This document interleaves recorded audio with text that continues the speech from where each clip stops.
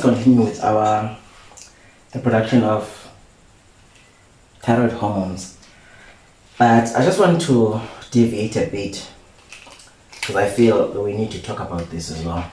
So I'm going to deviate. So if this is our hypothalamus, and right here we have our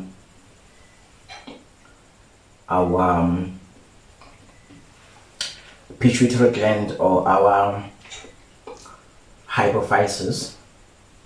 So I'm not good with drawing, guys. So something like this. So we know that the secretions of the hormones that the hypophysis secretes, it is controlled.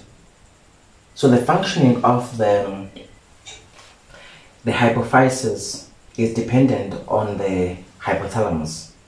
So the hypothalamus secretes different hormones called releasing hormones that control how the hypophysis functions. So we're going to be talking about that. So this is our hypothalamus.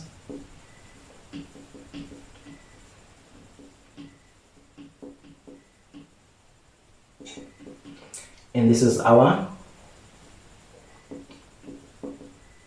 hypophysis. And we have just said that hypophysis has got two lobes, the anterior and the posterior lobe. Let's say this is the posterior lobe. The posterior pituitary, or the posterior lobe, secretes about two hormones. Those two hormones are called arginine vasopressin, or ADH. ADH. The other one is oxytocin.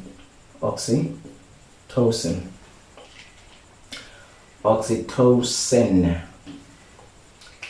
But our main focus is going to be on the adenohypophysis, or the anterior pituitary gland. So the anterior pituitary gland, that's our focus.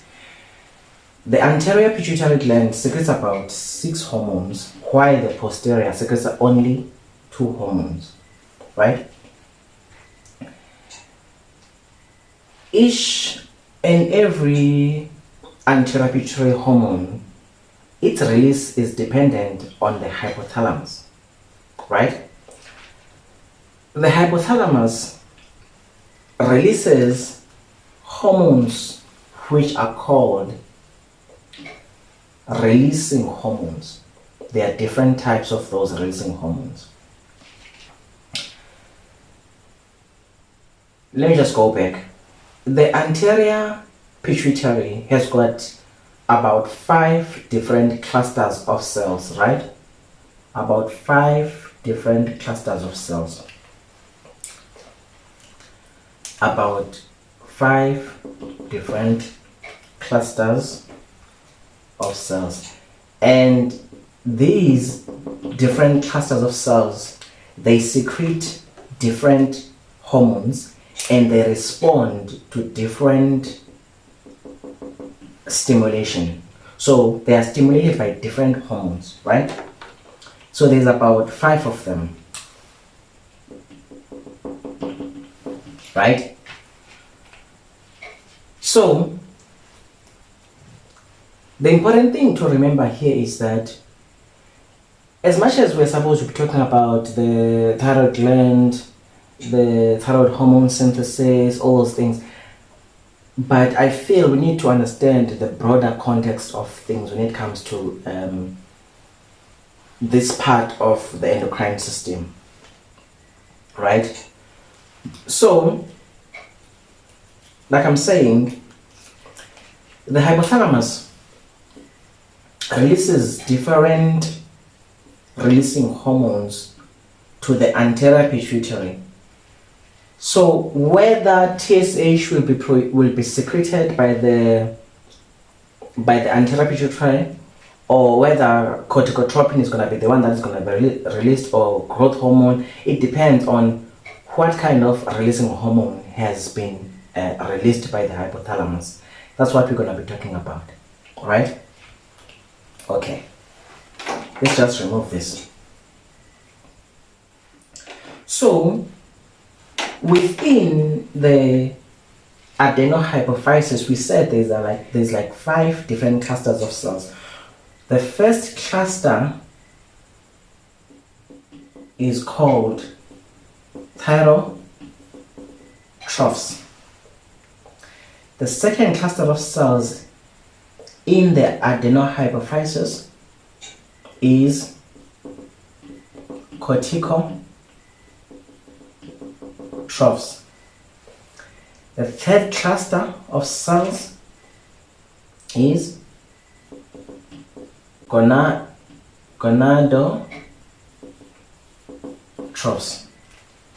Just remove this so that we can create space. The fourth cluster of cells in the adenohypophysis is the somatotrophs.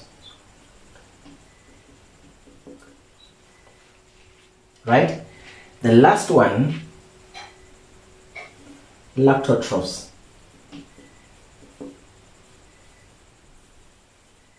So these are the 5 different clusters of cells that you find within or inside of the adenohypophysis, right?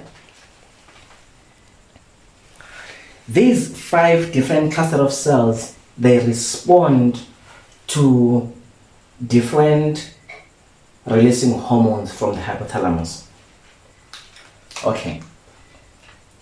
If the hypothalamus decides to release TRH, TRH is a releasing hormone that stimulates thyrotrophs,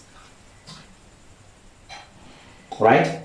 So this TRH hormone is called thyrotropin releasing hormone. It stimulates thyrotrophs, which are the cells that you find in the adenohypophysis. Upon the stimulation of thyrotrophs, a hormone that is secreted there is TSH, and this TSH will go to the, that's what we'll be talking about, to the thyroid gland and exert its effects there. Now, if the hypothalamus decides to release a releasing hormone called CRH,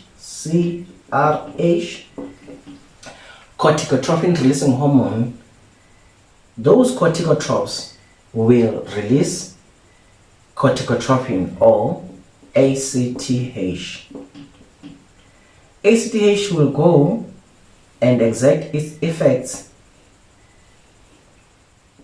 in the adrenal gland. If the hypothalamus releases a luteinizing releasing hormone, a luteinizing hormone releasing hormone, a very confusing hormone, eh? It's called a luteinizing hormone releasing hormone. The luteinizing hormone releasing hormone is a hormone that is released by the hypothalamus to stimulate gonadotrophs.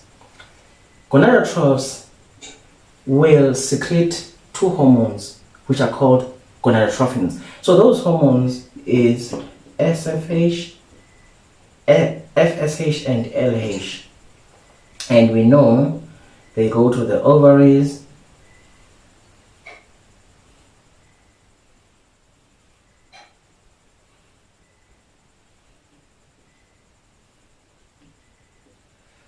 and also to the testes, right? If the hypothalamus releases, if the hypothalamus wants to stimulate somatotrophs, it's going to release a growth hormone releasing hormone. Growth hormone releasing hormone. Somatotrophs, when they are stimulated, they release growth hormone. Growth hormone exerts its effects on the muscles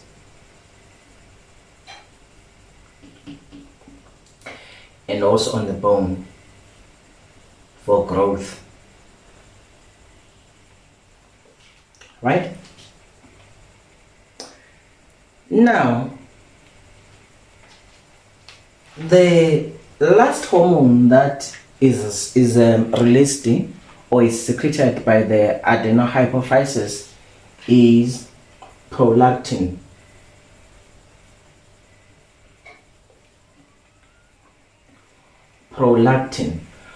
Prolactin exerts its effects on the breast,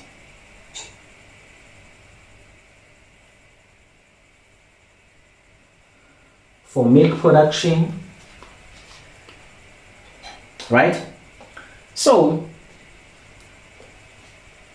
up to this far, there hasn't been a hormone that is called a prolactin releasing hormone, right? So the hypothalamus doesn't release a prolactin releasing hormone, but what the hypothalamus releases, it releases two inhibiting hormones. So these hormones, the releasing hormones, these four releasing hormones, they are stimulatory or they are secretory hormones. So they are releasing hormones, right? They are releasing hormones. They stimulate the release of these hormones here. But the hypothalamus releases two other hormones which are inhibitory hormones. So the first one is dopamine and somatostatin.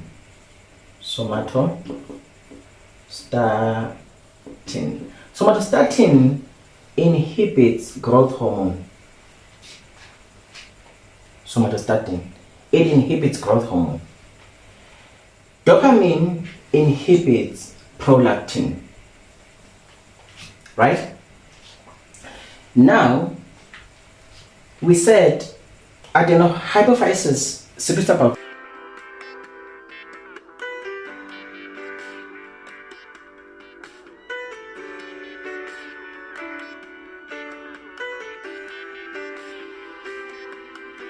6 hormones. Let's count them: TSH, STH, FSH, LH, and growth hormone, also prolactin. So that's 1, 2, 3, 4, 5, 6, right?